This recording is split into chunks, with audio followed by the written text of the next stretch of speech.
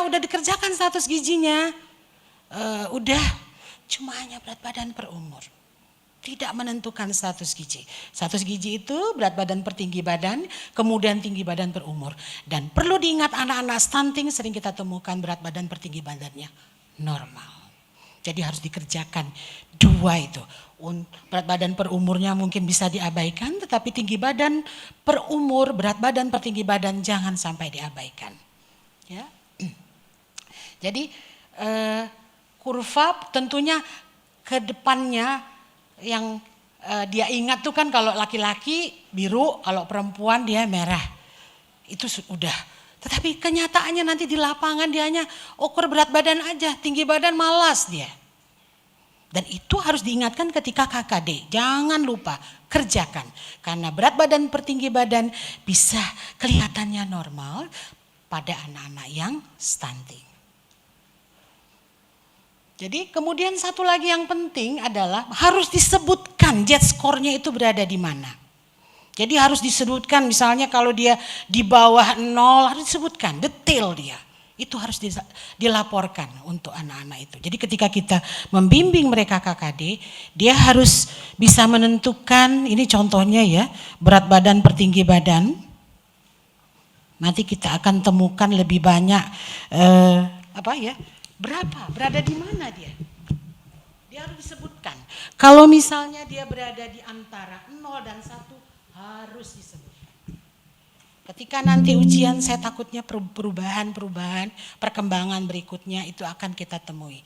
Karena saya lihat memang orang nutrisi itu mempunyai tempat yang sangat penting saat ini. Jadi ingatkan mereka jangan hanya sekedar berat badan. Ya. Kemudian lagi, ini dia contoh ya, pada bayi ya. Nah ini bisa kita pakai berat badan per umur, terutama di lapangan nanti ketika seorang anak itu hanya bisa umurnya 6 bulan ya. Itu sering kita abaikan untuk menentukan tinggi badan per umur. Contohnya ini ada laporan bahwa kalau usia 2 bulan datang dengan berat badan lahirnya 3 kilo, usia 2 bulan 4 kilo, 3 bulan 4,5, 6 bulan 5 kilo, itu harus diplot supaya tahu bahwa kelihatannya ketika kita di lapangan itu anak-anak itu berat badannya naik. Kan kita sering sekali mohon saya sampaikan ini di lapangan itu orang naik timbangannya, naik. Kalau tidak diplot kita tidak tahu. Sehingga harus kita sampaikan juga kepada mahasiswa kita bahwa ini penting sekali. Lihat ini. Apa yang terjadi ketika kita plot bahwa ternyata berat badan itu makin hari makin tidak mengikuti grafiknya. Tadinya dia di hijau dia jadi ke merah. Kemudian di bawah merah bahkan dia sudah di -3. Itu sebenarnya sudah aba-aba bahwa kita tidak menunggu stunting seorang anak. Artinya kalau sudah melewati satu garis, ini namanya garis persentil ya. Melewati satu garis persentil apalagi ke bawah itu sudah red flag. Aba-aba. Jadi mahasiswa kita harus tekankan. Jangan lupa kamu ngeplot. Karena di lapangan nanti ini kan pentingnya juga buat anak-anak kita di lapangan supaya mereka lebih aware dan tentunya jadi care.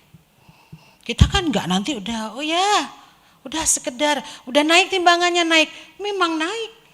Lahirnya 3 kilo, 2 bulan 4 kilo naik, bagus, masih berada ya. Tapi sebenarnya sudah aba-aba ini kurang. Jadi berat badan per umur bisa kita pakai patokan terutama pada anak-anak di bawah 6 bulan atau 1 tahun. Karena KMS kita pun masih pakai berat badan per umur. Dulu janjinya KMS itu akan memakai kurva WHO ini berat badan per tinggi badan. Tapi kita lihat ya mohon maaf kita masih punya Presiden Jokowi ya, Praroro. Saya rasa tidak akan kita dapatkan itu nantinya. Ya, jadi analisa kurva yang tadi itu adalah bahwa anak ini Mana tahu ada yang 02, saya mohon maaf. Ya, jadi bayi ini dengan 6 bulan pertama saja kita sudah bisa katakan bahwa ini jangan nunggu stunting. Ini wake faltering. Ini gagal tumbuh dia karena sudah melewati 1 garis persentil ke bawahnya. Jadi anak-anak kita ya terutama mahasiswa jangan lupa untuk mengerjakan terutama 6 bulan kalau hanya data berat badan per umur saja yang kamu temui nanti. Karena ini bisa jadi bahan ujian karena ini lagi tren ini. Wake faltering jangan sampai tidak diketahui ya. Ini dia kita lihat ya. Anaknya usianya 4 tahun. Berat badannya 12 kilo. Kita ukur nanti kita plot berat badan per tinggi badannya normal. Karena kalau yang abnormal itu dikatakan gizi yang kurang itu -2 SD. -3 SD gizi buruk. Kelihatannya kan normal. Tapi begitu kita plot tinggi badan per umur, dia stunting. Jadi jangan lupa, mahasiswa jangan lupa kamu harus kerjakan tinggi badan per umur. Karena anak-anak yang stunting sering kita temukan berat badan per tinggi badannya normal. Jadi di kelas-kelas kita nanti ingatkan, jangan lupa kerjakan 2. Kalau kamu tidak mau mengerjakan berat badan per umur, ya enggak apa-apa. Tetapi tinggi badan per umur sama berat badan per tinggi badan itulah untuk status gizi berdasarkan antropometrik. Ya, jadi kelihatannya anaknya gizi baik, padahal tidak gizi baik ini anak. Ini anak stunting, stunting adalah malnutrisinya sudah kronis. Jadi tidak hanya sekedar memplot, tetapi mahasiswa kita juga harus bantu mereka untuk melihat betul-betul bahwa ini ada masalah terutama pada anak. Ya, apalagi nanti ujiannya kan boneka. Gimana kita bisa melihat boneka puntung pula kakinya.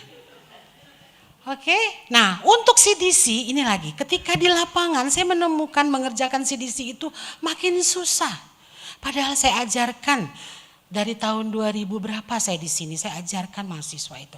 Tapi kenapa kok sampai nanti di ruangan kok gitu? Siapa gurunya?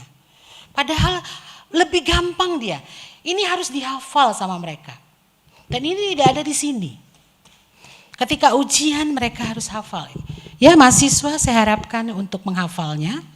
Ya, jadi usia 10 tahun, panjangnya sekian, berat badannya 25. Yang pertama dikerjakan adalah umurnya. Umurnya 10 tahun, tarik garis untuk tinggi badannya. Kemudian diambil garis horizontal kepada persentil 50. Kemudian diturunkan ke berat badan. Tidak ada cerita stunting pada anak di atas 5 tahun. Jadi ngapain kamu capek-capek mencari dia pendek. Begitu saya sampaikan. Kan ibu kayaknya ngajarinya begini, tapi mereka enggak. Ngerjainnya satu-satu. Tinggi badan nanti diukur, berat badan diukur. Dia bingung sendiri. Jadi inilah dia kuncinya. Jadi mohon nanti diingatkan ketika KKD, umur, ketinggi badan, persentil 50, turun ke persentil 50, itulah pembagi berat badannya. Sehingga kita dapat presentasi tadi. Ini dia. Jadi berat badan dia kan 25. Berapa? Anak ini berada di mana dia? Ternyata dia berada di 26 kalau nggak salah saya. 27. Jadi itulah pembaginya. 25/27 kali 100% CDC-nya itu. Tidak ada cerita stunting pada anak 5 tahun. Kita cerita perawakan pendek dan potensi tingginya. Jadi jangan sampai capek mereka. Kita ingatkan ya ketika KKD. Nah untuk lingkar kepala kesepakatan kita pakai Nelhaus. Tidak pakai WHO, tidak pakai CDC. Itu yang kita pakai. Nah, kapan dikatakan dia mikrosefal atau makrosefal? Garis yang putus-putus ini dasarnya. Kalau di bawah garis putus-putus itu atau di putus-putus itu sudah mikrosefal kalau di bawahnya. Kalau di atasnya dia makrosefal. Itu saja. Tapi makro dan mikrosefal itu yang paling punya nilai itu mikro. Kalau makro bisa ya anak yang memang kepalanya besar. Jadi nanti penilaiannya tambah lagi. Tapi laporannya mikrosefal itu lebih gimana gitu. Apalagi kita penting sekali anak-anak itu untuk selalu meraba ubun-ubun terutama 2 tahun pertama kehidupannya. Jadi ginilah kira-kira ya. Nah, begitu mengukur, kenyataannya nanti di lapangan ngukurnya, untuk ngukur anak bisa berjam-jam. Kenapa? Karena dia naruhkan kepalanya begini. Kapan terukur? Padahal harusnya dari belakang kalau punya ukuran mereka itu yang betul. Padahal saya lihat di toko alat kesehatan itu ada, udah langsung dia main ya. Harganya juga seharga yang biasa. Padahal itu penting sekali. Anak 3 bulan tuh harus diukur karena banyak kasus kita yang hidrosefalus, yang makrosefal yang punya masalah. Atau ubun-ubun sudah menutup belum pada umurnya. Dan itu banyak sekali. Jadi anak-anak kita itu harus kita latih untuk ingat.